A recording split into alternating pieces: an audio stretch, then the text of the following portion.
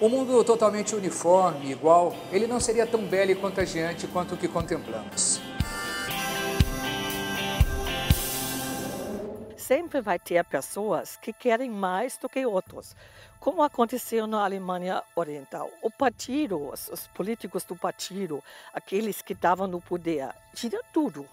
Eles tinham tudo, eles podiam viajar, tinham carros, 1, 2, 3 carros, mas não dá para os outros, eles não dão para os outros. Comum não existe. A vida cheia de sabores e aromas diferentes, exatamente essas diferenças tornam cada coisa única. Mais ou menos como sentir de longe o cheirinho do café. Mas se tudo tivesse o mesmo cheiro, o mesmo sabor, como saberíamos diferenciar, por exemplo, o café de um chocolate quente? Diz aqui o caminho, não é? O caminho é muito mais do que um caminho, outro caminho, assim. Mas você dizer, faça isso, é ditadura. Aprender com as diferenças. Eis o que a igreja deseja nos ensinar no programa de hoje. Bem-vindo a mais um Maranatá, a doutrina social da igreja de maneira jovem e atual. Estou aqui na Fazenda da Esperança e eu cheguei 15 anos atrás eu conhecia a fazenda já um pouquinho do Brasil, um pouquinho dos outros países e cheguei aqui para ficar na fazenda, ajudar a fazenda. Eu nasci na Alemanha Oriental. Mas o meu pai, como eu estava 3 anos, decidiu, um pouquinho antes de construir o muro, sair para outra parte da Alemanha. Ele foi um pouquinho antes do muro foi construído. Ele já foi com uma família, com 2 crianças, para outra parte. Depois, 6 meses depois, o muro foi construído. Não só a separação, a vida lá na Alemanha Oriental estava muito mais difícil. Como nós, na outra parte da Alemanha, avançamos com profissão, com vida. Lá estava sempre pior. Não tinha muita comida, nunca tinha bastante comida. Eles nunca podem viajar, eles nunca tinham um carro. As casas que estavam já precárias caíram mais para precárias, porque o Estado não tinha dinheiro para, ou não quis, não sei, para investir na infraestrutura. As estradas estavam horríveis e tudo. E a gente entendeu, uma parte ficou atrás do muro, atrás da evolução, e uma parte, nossa parte, avançou muito. Não só separou, morreram muitos que quiseram fugir. Você nem podia visitar as pessoas. E o muro estava um controle muito grande. E, para entender, o muro em Berlim existe só em Berlim. Mas a fronteira para toda a parte ocidental ou oriental estava muito terrível. Muitos controles, muitos chicanes, muitas opressões e tudo isso. E sempre mais forte, com mais câmaras, com mais soldados, com mais mortos. Aqui. E Berlim, vocês precisam entender, Berlim estava uma cidade dentro da Alemanha Oriental, dividido. Uma pequena parte ficou com ocidental e o resto foi oriental. O povo sofreu porque não tinha comida bastante. Eles não tinham produção, eles tinham planos de produção, mas esse foi só no papel. Produzir X toneladas de alimentos. Mas depois disseram, conseguimos o plano, mas não foram produzidos alimentos. Eram muitas coisas proibidas de levar para cá. E sempre conseguimos algumas coisas, até simplesmente revistas da Alemanha Ocidental eram proibidas para lá. E a gente levou escondido, morrendo de medo, porque os controles na fronteira estavam terrível.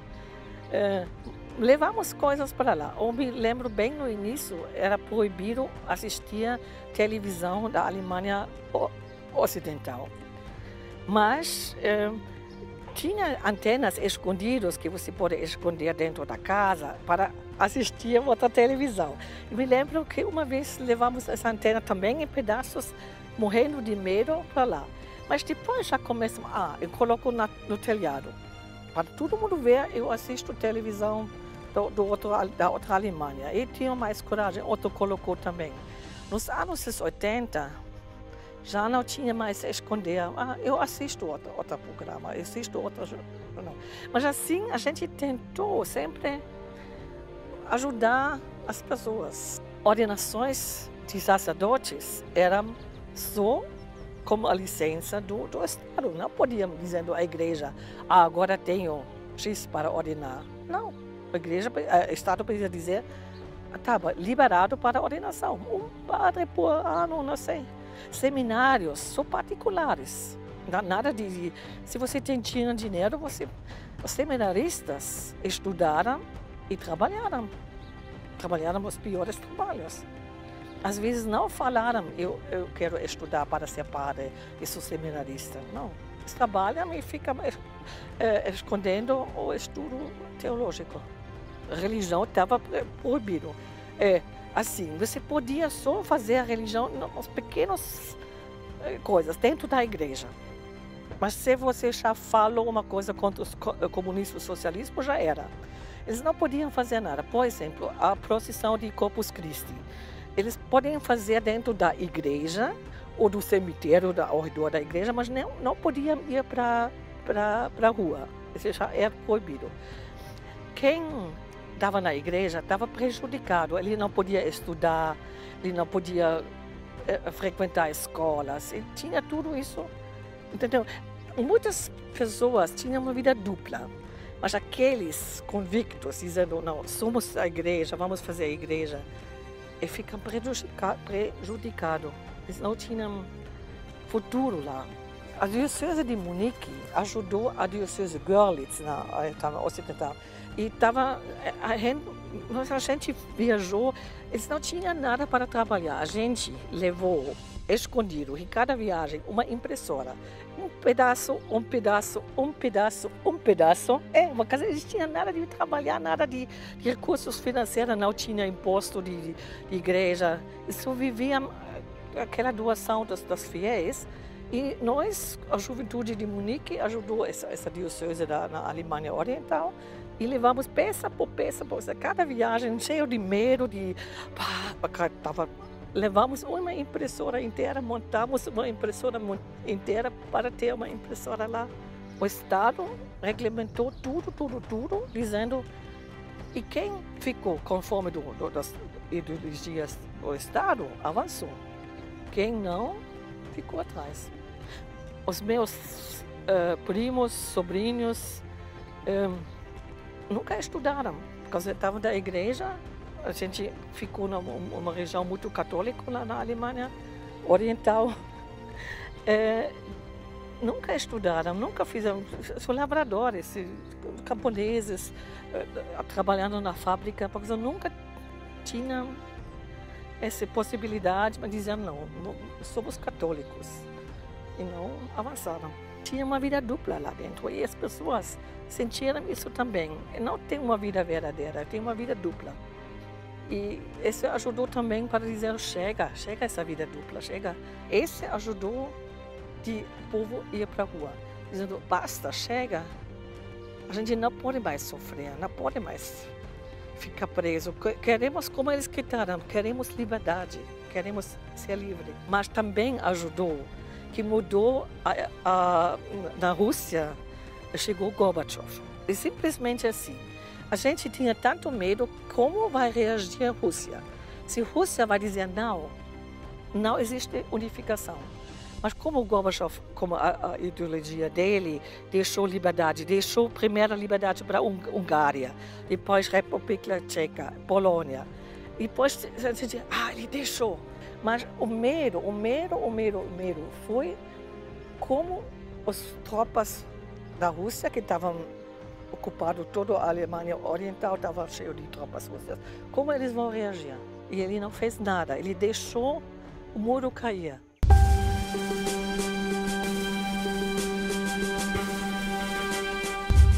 Essa noite eu nunca vou esquecer. Eu fiquei na televisão a noite inteira. Desculpe, daí emocionada. Outro dia já ligamos para os parentes, outro dia já... É tudo isso, entendendo? Esse foi novembro de 1989 e um ano depois, 1990, tinha a votação para um país, uma Alemanha. Os meus parentes ficavam num povoado, não uma grande cidade.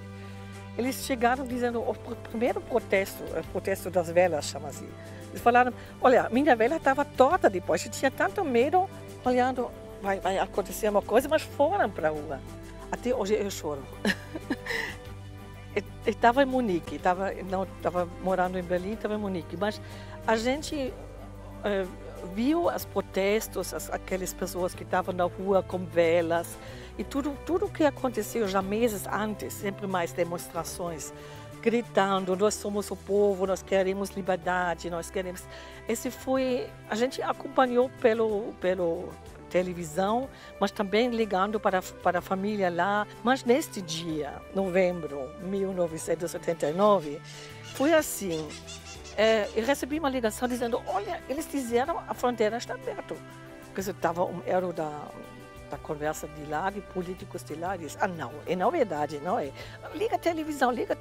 Depois começou vai, aberto, não aberto, tá assim. Foi já quase 10, 11 horas e estava dormindo. Tocou o telefone de novo. Liga a televisão, o muro está aberto, a fronteira está aberta. E a gente viu tudo na televisão. Até hoje está vendo as pessoas chegando em cima do muro, quebrando o muro. Estava tão inesperado. Ninguém esperou isso. O que o Paulo João II fez para cair o comunismo foi fundamental.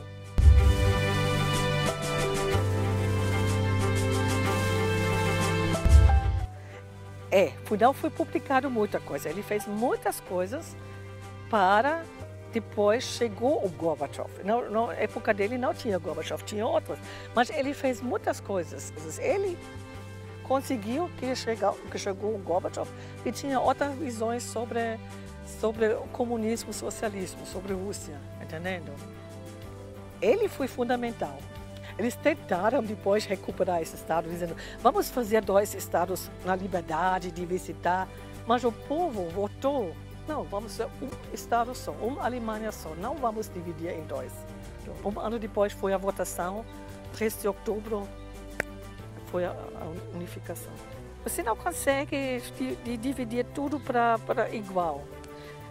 Entendeu? Não sei por que não deu certo, mas posso só dizer, lá não deu certo por causa alguns tinham tudo liberdade, tudo dinheiro, tudo as coisas, eles não passaram fome. Você precisa esperar para um carro mais tarde, 2 anos ou 3 anos para um carro pequeno, um carro de papelão, a gente falou. E do partido, os políticos tinham 2, 3 carros, tinha casa, tinha tudo. Poucos tinham tudo e a maioria sofreu. E acho que essa desigualdade sempre vai ter. Sempre ter um grupo, um pouquinho mais. E os outros sofrem. Nós investimos muito também para a infraestrutura. A gente tinha um fundo solitário, nós, da Alemanha Ocidental, depois da unificação, pagamos do nosso imposto a mais dinheiro que foi implantado lá para reconstruir as cidades, para reconstruir a infraestrutura, para acabar com as coisas da ecologia, de minas e tudo isso. Pagamos até o plano, até 2020. Vamos pagar para um dia vai ser igual. Também os salários, mas ainda não é igual, mas estamos perto. Já está muito perto, não vai demorar até 2020. Se você deixa o ser humano totalmente livre, vai ter também pior. O capitalismo é livre de fazer tudo. Mas você precisa dizer, olha, calma, você está livre, mas pensa nele, pensa nisto. Ou as leis, a lei fala isso, você precisa pensar aqueles que não têm dinheiro, que ficam na rua, entendendo? A gente paga, por exemplo, na Alemanha, paga imposto para dar dinheiro para aqueles que não têm emprego, para aqueles que não têm teto. A gente trabalha, paga imposto e o Estado aplica para essas pessoas. Tem muitos na Alemanha que disseram, eu trabalho, porque vou dar para eles? Mas o Estado disse, não, eu tenho responsabilidade para aqueles. Na minha época da escola, falava muito porque estava dividido. Hoje está tudo igual, eles não falam muito mais, eles falam como cair do muro, o sistema. E os jovens não sabem como foi. Eu acho que precisam pessoas que contam como foi. Mas as pessoas que contam como foi, sempre mais velha como eu, um dia vai morrer. Entendendo? É assim, eu acho que uma coisa que precisam contar como foi. Lembra-se, filho, tenho sobrinhos, às vezes eu posso falar, olha, você nunca sabia como foi, mas eu estava morrendo de medo na fronteira, fazendo isso. O avô chorou, já 20 anos a gente não visitou o avô, uma coisa assim. Para dizer, porque eles esquecem muito rápido, esquecimento muito rápido e muito... Mas também na Alemanha também não pode dizer capitalista. A Alemanha não era capitalista, mas com leis sociais. Tínhamos muitas leis sociais dizendo assim, assim, assim. Um mercado social também, não liberado. Só para entender os dois lados. O puro capitalismo, puro comunismo, não existe. O mundo vai ser selvagem. Esse não funciona. É sempre uma mistura de algumas coisas. Mas comunismo também, bem comum para todo mundo, não existe. Mas seria tão bom que em termos de valores, né, em termos de uma vida, todos nós pudéssemos ter assim essas condições comuns. Né? A gente poder celebrar, viver, né, como o café e o chocolate, cada um no seu sabor. Nós sabemos diferenciar tudo isso. E o ser humano também é assim. Então, acreditar, né, que essa ideologia que muitas vezes tolhe a liberdade, tira a expressão, né, ela poderia, de certa forma, entrar de um outro sentido, contribuir para que o ser humano, em primeiro lugar, se sentisse valorizado, participante disso e, acima de tudo, também pudesse receber, né, o fruto daquilo que é o seu trabalho. É um assunto que a gente vem tratando aqui na Maranatá. E você pode continuar acompanhando a gente pelas redes sociais. Maranatá TV CN.